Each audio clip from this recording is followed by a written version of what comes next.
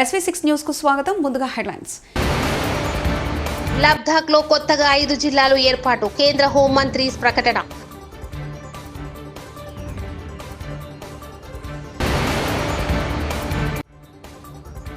Civils అభ్యర్థులకు 1,00,000 చొప్పున అందజేత CM Revanth Reddy.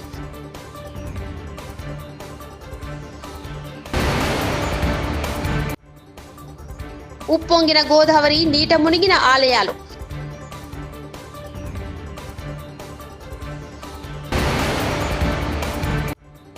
AP ప్రభుత్వంపై వైసీపీ ఎమ్మెల్సీ ఆసక్తికర వ్యాఖ్యలు. కేంద్ర పాలిత ప్రాంతం లద్దాఖ్ కు సంబంధించి ప్రధాని మోదీ ప్రభుత్వ కీలక నిర్ణయం తీసుకుంది. ఆ ప్రాంతంలో కొత్తగా 5 జిల్లాలు ఏర్పాటు చేయనున్నట్లు కేంద్ర హోంమంత్రి అమిత్ షా ఎక్స్ వేదికగా ప్రకటించారు. దీనికి సంబంధించిన కార్యాచరణ త్వరలోనే ప్రారంభించినట్లు ఆయన పేర్కొన్నారు.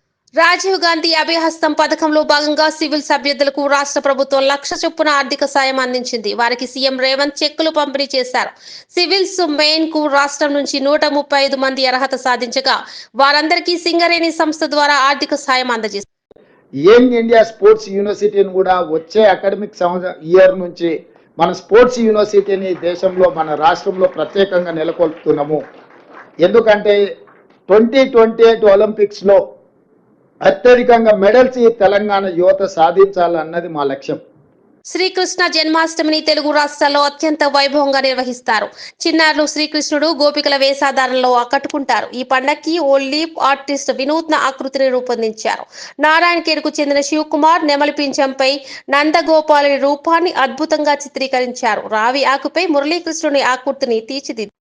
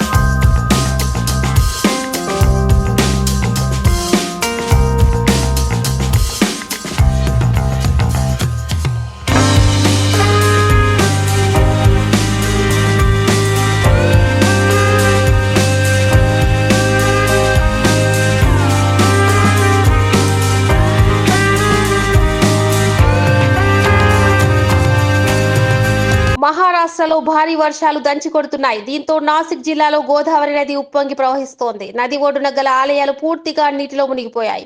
ఇందుకు సంబంధించిన చిత్రాలు, వీడియోలు వైరల్ అవుతున్నాయి.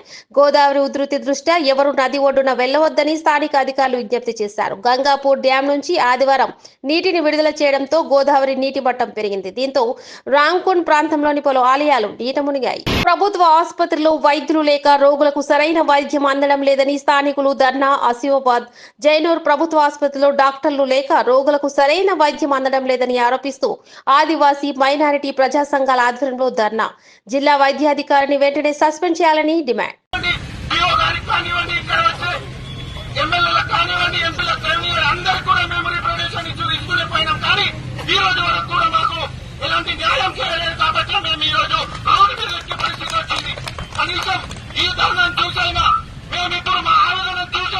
కనీసం ఇప్పుడైనా ఈ ప్రభుత్వం కానివ్వండి, ఇక్కడ ఉన్న అధికారులు కానివ్వండి స్పందించకపోతే రేపటి రోజు మాత్రం ఈ తొందరలిపోతే తెలంగాణ రాష్ట్ర ప్రభుత్వాన్ని తీర్చే పరిస్థితి కూడా ఈ చైనా నుంచి మొదలు పెడతామని కూడా మేము ఈ సందర్భంగా హెచ్చరిస్తున్నాం.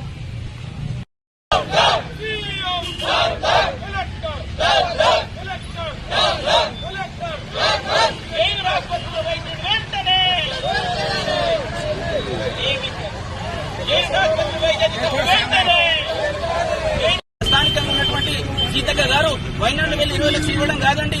ఏజెన్సీ ప్రాంతంలో ఆదివాసీలు సరైన వైద్యం అందక తీవ్ర ఇబ్బందులు గురవుతున్నారు. మొత్తం కూడా గిరిజన ప్రాంతంలో డెంగ్యూ ఇతర విషజ్వరాలతో బాధపడుతున్నారు. వీళ్ళకి సరైన వైద్యం అందించడమే తప్ప మీ మెప్పు కోసం, మీ అధికార మెప్పు కోసం అక్కడ వెళ్లి 20 లక్షలు ఇవ్వడం కాదు. ఈ ప్రాంతాన్ని మీరు ఒక మంత్రిగా ఇన్ఛార్జ్ తీసుకున్న తర్వాత సీతక్క గారు ఈ కుమ్రం జిల్లాలో ఉన్న ఆదివాసులను మంచిగా చూడండి, వాళ్ళకి వైద్య విద్యం అందుతుందో లేదో తెలియజేయండి. అంతేగాని మీ మెప్పు కోసం మీరు మీ యొక్క హైకమాండ్ కలవడం, వారి మెప్పు కోసం మీరు చేయడం కాదు. ఈ ప్రాంతంలో వైద్యం ఖచ్చితంగా అందించాలి. సిర్పూర్, లింగపూర్ తర్వాత జైనుల్లో ఎటువంటి వైద్యాధికారులు లేరు, స్టాఫ్ సంబంధించిన వైద్యాధికారులు లేరు. తక్షణమే మీరు వైద్యాధికారులు నియమించండి, స్టాఫ్ నర్సు నియమించి చేయండి. లేదంటే మన నిరోధీక్ష పోతూ ఖచ్చితంగా మరో ఉద్యమానికి శ్రీకారం చుడతాం. ఇక్కడ నుంచి తెలంగాణలో ఏ ఉద్యమం జరగాలన్నా ఇక్కడ నుంచి స్టార్ట్ అవుతుంది కాబట్టి తిరుగు పోరాటం చేస్తాం.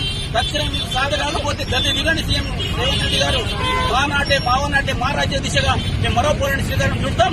తక్షణమే 2 రోజుల్లో కలెక్టర్ స్పందించాలా, డాక్టర్ నియమించాలా. ఇక్కడున్నటువంటి ఎవరైతే శాతకాన్ని పనికి రానటువంటి వ్యక్తి ఎవరైతే డిఎంఎడ్ ఉన్నావో వారిని బర్తరఫ్ చేయాలా. యాక్టివ్గా ఉన్నటువంటి డాక్టర్ని వెంటనే జిల్లా వైద్యంగా నియమించి ఖచ్చితంగా కుమ్రం జిల్లాలో పూర్తి స్థాయి వైద్యం అందించాలంటే అక్రమ కట్టడం అంటూ గుడికి శ్మశాన వాటికకు హైడ్రా నోటీసులు ఇచ్చారు. 40 ఏళ్ల కింద ఇల్లు కట్టుకున్న పేద ప్రజల పరిస్థితి ఏంటి? హైడ్రాని అభినందిస్తున్నా కానీ పేద ప్రజలను ఇబ్బంది పెట్టొద్దు. మా బీఆర్ఎస్ ప్రభుత్వంలో 1,00,000 డబుల్ బెడ్రూమ్ ఇండ్లు కట్టాం. 60,000 ఇండ్లు పేదలకు ఇచ్చేశాం. ఇక 40,000 ఇవ్వాల్సి ఉంది. ఎవరైతే చెరువుల దగ్గర, నాలాల దగ్గర ఇల్లు కట్టుకున్న పేద ప్రజలు ఉన్నారో వారికి డబుల్ బెడ్రూమ్ ఇల్లు ఇవ్వండి. బీఆర్ఎస్ కుకట్పల్లి ఎమ్మెల్యే మాధవరం కృష్ణారావు. 40 ఏళ్ల కింద ఉన్నటువంటి టెంపుల్, ఆ టెంపుల్కి ఇచ్చారు. మీరు మున్సిపాలిటీ బిల్డింగ్ కట్టారంట, జిహెచ్ఎంసీ బిల్డింగ్ కట్టారు. మరి దాని పరిస్థితి ఏంటి? గ్రేవ్ గార్డ్ ఉంటుంది. చెర్లలో చాలా మటుకు పెద్దలు ఉన్నప్పుడు చాలా మటుకు చెర్ల పక్కకే గ్రేవ్ గార్డ్ పెట్టారు, వాళ్ళు కట్టారు. దాని కూడా నోటీస్ ఇచ్చారు. మరి ఇవన్నీ తీస్తే ప్రజలలో ఏ రకంగా బాధపడుతారో ఆలోచన చేసుకోమని చెప్పి నేను హైడ్రా కమిషనర్ గారికి, అదేవిధంగా ముఖ్యమంత్రి గారు కూడా మీ ద్వారా నేను విజ్ఞప్తి చేస్తా ఉన్నాను. ఖచ్చితంగా దీన్ని మీరు చేసే పని నేను పూర్తిగా ఒక శాసనసభ్యునిగా నేను మద్దతు ప్రకటిస్తూ ఉన్నాను. మీరు చేసే పనులలో ఎంబడే దాన్ని ఏ రకంగా ఉందో బీద ప్రజలకు అన్యాయం జరగకుండా, అదేవిధంగా ఉన్నటువంటి ఎక్వైర్ చేసిన భూమిని ఎంబడే దాన్ని టేకప్ చేసి డెవలప్ చేసే విధంగా, అదేవిధంగా ఉన్నటువంటి పట్టదాలకు టీడీఆర్ ఇచ్చేసి పట్టదాలను కూడా తొలగించే విధంగా ఉంటే చర్యలు ఇంకా బాగుంటుందని చెప్పి నేను తెలియజేస్తా ఉన్నాను. రాజకీయాలకు అతీతంగా చేయండి, రాజకీయాలకు కక్షపూర్వకంగా చేయొద్దని చెప్పి విజ్ఞప్తి చేస్తా ఉన్నాను. ఒక్కొక్క పార్టీ చూస్తే, ఇలా బీజేపీ పార్టీ చూస్తే రాష్ట్ర అధ్యక్షుడు ఒక మాట మాట్లాడుతున్నాడు, వాళ్ళ ఎంపీ ఒక మాట మాట్లాడుతూ ఉన్నాడు. ఈ రకమైనటువంటి కక్ష సాధింపులు పోకుండా మీ వ్యక్తిగత కక్షలతోని ఒక పార్టీని టార్గెట్ చేయొద్దని చెప్పి విజ్ఞప్తి చేస్తా ఉన్నాను. మీరు చేసే పనికి ఒక శాసనసభ నేను మద్దతు ప్రకటిస్తాను తప్ప బీద ప్రజల దగ్గర రావద్దు. అదేవిధంగా ఇలా 40,000 మంది డబుల్ బెడ్రూమ్లు మా ప్రభుత్వం ఉన్నప్పుడు 1,00,000 ఇళ్ళు కట్టాం. 61,000 మంది డబుల్ బెడ్రూమ్లు ఇచ్చాం. ఇంకా 40,000 డబుల్ బెడ్రూమ్లు ఉన్నాయి. డబుల్ బెడ్రూమ్లు ఏవైతే ఎక్కడెక్కడైతే ఈ చెల్లల్లో కొద్దిగా ఎఫెక్ట్ అయినటువంటి వాళ్ళు కానీ, నాలలో ఉన్నటువంటి ఎఫెక్ట్ అయినటువంటి వాళ్ళు అందరూ కూడా ఆ డబుల్ బెడ్రూమ్లు ఇచ్చి అలా కట్టేయండి. ఇప్పటికీ ఉన్నాయి, కావాలంటే 40,000 మంది ఉన్నారు కాబట్టి 10-12,000 మంది మూసినది మీద కానీ ఇక్కడ నాలాల మీద కొంతమంది ఆక్రమించుకున్నటువంటి వాళ్ళు ఉన్నారు. వాళ్ళందరూ కూడా తొలగించి వాళ్ళు ఎంబడే వాళ్ళు డబుల్ బెడ్రూమ్ ఇచ్చి అది ఇమీడియట్గా నాలను కూడా టేకప్ చేయమని చెప్పి నేను విజ్ఞప్తి చేస్తాను. ఎందుకంటే కేసీఆర్ గారు ప్రభుత్వం ఉన్నప్పుడు డబుల్ బెడ్రూమ్లు ఉన్నాయి. ఆ ఉన్నటువంటి డబుల్ బెడ్రూమ్లో ఆ రకంగా ఇచ్చినట్టుంటే ఫస్ట్ నాలలు చెర్లు చేయాలి. నాలలు చేయకుండా చెర్లు చేస్తే కూడా పెద్ద ఉపయోగపడదు. నాలలను కూడా మీరు టేకప్ చేయమని చెప్పి నేను విజ్ఞప్తి చేస్తా ఉన్నాను. కోరివి కృష్ణస్వామి ముదిరాజ్ జన్మదిన వేడుకలను జూబ్లీ బస్టాండ్ వద్ద తెలంగాణ రాష్ట్ర ముదిరాజ్ మహాసభ నాయకులు ఘనంగా నిర్వహించారు. పిట్ల నాగేష్ యువరాజ్ నేతృత్వంలో జరిగిన ఈ కార్యక్రమంలో మల్కాజిగిరి పార్లమెంట్ సభ్యుడు ఈటెల రాజేందర్, తెలంగాణ రాష్ట్ర శాసన మండలి ఉప సభాధిపతి Banda Prakash, cantonment MLA C Ganesh, రాష్ట్ర Mudiraj corporation chairman Burra Gnaneshwar, Sitaphal Mandi division corporator Hemalatha విచ్చేసి కృష్ణస్వామి విగ్రహానికి పూలమాలలు వేసి ఆయన సేవలను కొనియాడారు. ఈ సందర్భంగా ఈటెల రాజేందర్, ఎమ్మెల్యే శ్రీ గణేష్ లు మాట్లాడుతూ కృష్ణస్వామి హైదరాబాద్ తొలి మేయర్ గా పనిచేసి హైదరాబాద్ అభివృద్ధి కోసం మౌలిక సదుపాయాలైన డ్రైనేజీ, వాటర్, రోడ్లు తదితర అభివృద్ధి పనులను నగర పౌరులకు ఎలాంటి ఇబ్బందులు తలెత్తకుండా చేస్తారని తెలిపారు. కృష్ణస్వామి ముదిరాజును ఆదర్శంగా తీసుకుని అతని అడుగుజాడల్లో యువత నడవాలని పిలుపునిచ్చారు. ఈ కార్యక్రమంలో ముదిరాజ్ మహాసభ నాయకులు retired IAS officer Chiranjeevi, professor Suresh, Rotam Bhupathi, Choppari Shankar, Anil, Jaganmohan, Batti Srikanth, Ramesh, Ashok, సత్యం, భాస్కర్, మద్దెల యాదగిరి ముదిరాజులు పాల్గొన్నారు. శ్రీ గణేశన్న గారు ఒక 2 విషయాలు కోరివి కృష్ణస్వామి 131వ జయంతి సందర్భంగా మాట్లాడవలసిందిగా కోరుతాను.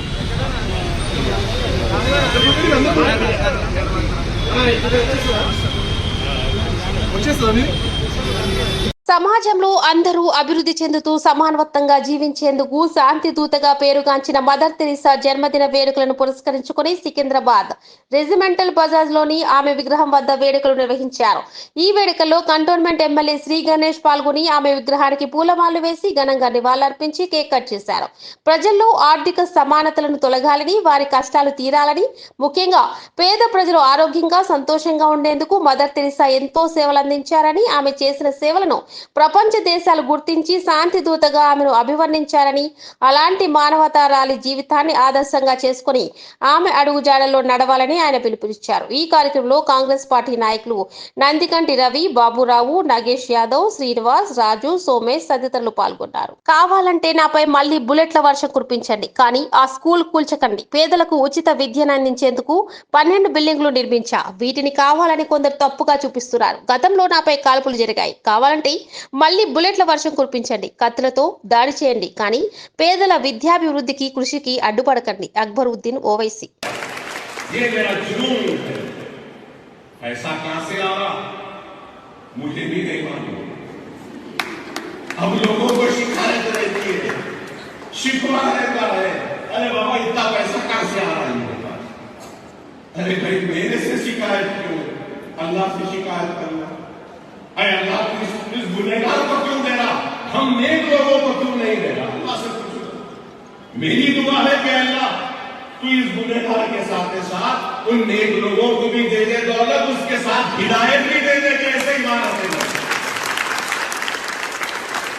मुझसे दुश्मनी है, मुझसे शिकायत है, मुझसे शिकवा है, मैं खराब हूं तो सही है.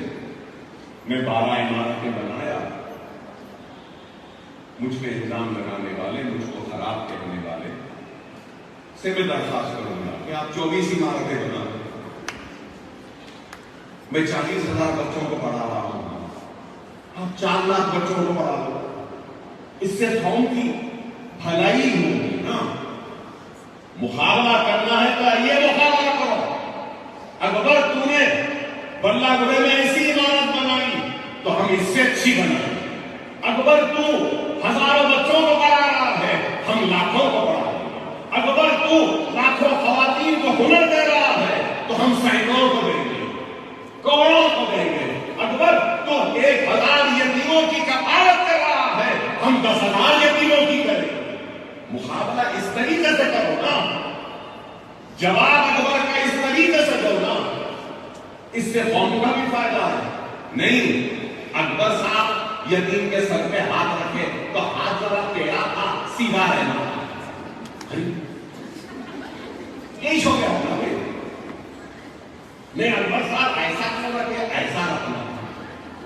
अकबर साहब खाने पे क्यों रखे, सर पे रखना. अकबर साहब सीने पे क्यों रखे, पीठ पे रखना. आप बताओ. ठीक है भाई, मेरे हाथ में रखने का सलीका नहीं आया, मुझे काबिल नहीं हूं. अल्लाह ने आपको नेक बनाया, काबिल बनाया, इल्म की दौलत से नवाजा. सही हाथ रखना आपको अल्लाह ने सिखाया है, तो चलो आप सही रखो. नहीं, हम रखेंगे नहीं. जो रख रहा है उसको बोलेंगे ये तेरा है, सही नहीं है, ऐसा नहीं है, वैसा नहीं है. हाँ बताओ, ये मिसाल हो गया. खैर महाराज, मुझे उनकी परवाह नहीं है. हमारा काम जारी था, जारी है, जारी रहेगा. ఏపీలో కూటమి ప్రభుత్వంపై వైసీపీ ఎమ్మెల్సీ వరదు కళ్యాణి విమర్శల దాడి చేశారు. ఎసెన్షియా ప్రమాదంలో సహాయక చర్యలు తీసుకోవడంలో ప్రభుత్వం విఫలమైందని ఆమె ఆరోపించారు. మదనపల్లిలో పేపర్లు తగలబడితే హెలికాప్టర్ పంపారని, ఉత్తరాంధ్ర ప్రజల ప్రాణాల కోసం ఒక హెలికాప్టర్ పంపలేరా అని ఆమె అన్నారు. పేపర్లకు ఉన్న విలువ కార్మికుల ప్రాణాలకు లేవా అని ప్రశ్నించారు. కార్మిక శాఖ వీళ్ళందరితోని ఒక ఫైర్ డిపార్ట్మెంటు, ఎలక్ట్రికల్ డిపార్ట్మెంటు రాష్ట్ర స్థాయిలో ఉంటాయి కదా, వీళ్ళందరితో కలిపి ఒక సమీక్ష చేశారా? ఇది ఏమీ చేయకుండా వీకెండ్కేమో స్పెషల్ ఫ్లైట్లో హైదరాబాద్ వెళ్ళిపోయారు. సరే మంచిదే, కానీ ఇది చేసి వెళ్ళొచ్చు కదా. అంటే లెక్కలేనితనం, నెగ్లిజెన్సీ, ప్రజల ప్రాణాల మీద వాళ్ళకున్న నెగ్లిజెన్సీని తెలియజేస్తూ ఉంది.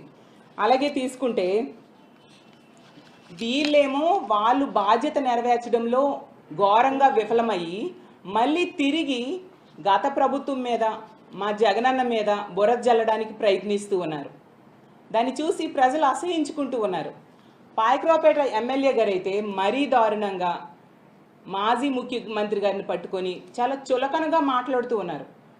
అసలు ఆవిడ అలా తిట్టినంత మాత్రాన జగన్ గారికి ఉన్న విలువ ఏమాత్రం తగ్గదు. ఆకాశం మీద ఉమ్మేస్తే మన మీదే పడుతుంది. అసలు అనిత గారికి నేను ఒకటే అడుగుతూ ఉన్నాను, అమ్మ మీరు వాడుతున్న భాష, మీరు మాట్లాడుతున్న మాటలు ఈ సభ్య సమాజం వింటే ఏమనుకుంటుంది? రాష్ట్రంలో ఉన్న తల్లిదండ్రులు ఏంటి ఈవిడ ఇలాంటి భాష మాట్లాడుతున్నారు, మా పిల్లలు ఇది నేర్చుకుంటారేమో అని భయపడుతూ ఉన్నారు మీ భాష చూసి. అందరి వరకు ఎందుకు మీ పిల్లలు అడగరా, అమ్మ ఏంటి ఇలాంటి భాష మాట్లాడుతున్నావు అనేసి? రేపొద్దున పిల్లలు అదే భాష మాట్లాడితే తప్పు అని మీరు చెప్పగలరా? చెప్తే అమ్మ నువ్వు మాట్లాడిన మాటలే కదా మేము మాట్లాడుతున్నామని అనరా? ఇదేనా మీరు ఫ్యూచర్ జనరేషన్స్కి ఇస్తున్న సందేశం అని నేను అడుగుతూ ఉన్నాను. నాగార్జున సాగర్ ప్రాజెక్టులో క్రస్ట్ గేట్ల వద్ద మొసలి నీటి నుంచి బయటికి వచ్చి సేద తీరుతున్న దృశ్యం కనపడింది. భారీ వరద కారణంగా ప్రాజెక్టులో మొసళ్ల సంచారం పెరిగిందని, పర్యాటకులు నీళ్లలోకి దిగొద్దని అధికారులు సూచించారు. భద్రతా సిబ్బంది కార్యాలయం వెనకాల మెయిన్ గేట్ వద్ద మొసలి ప్రత్యక్షం కావడంతో మొసలిని చూసి పర్యాటకులు ఆనందం వ్యక్తం చేశారు.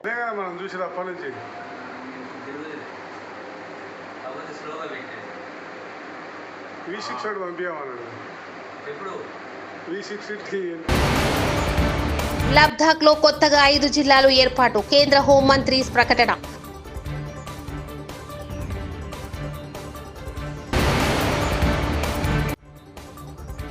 సివిల్ సభ్యులకు 1,00,000 చొప్పున అందజేత సీఎం రేవంత్ రెడ్డి.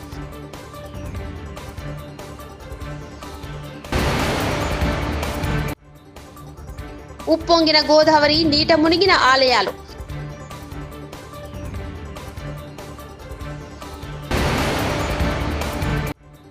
ఏపీ ప్రభుత్వంపై వైసీపీ ఎమ్మెల్సీ ఆసక్తికర వ్యాఖ్యలు. ఇవి బులెటిన్ విశేషాలు. చూస్తూనే ఉండండి SV6 న్యూస్.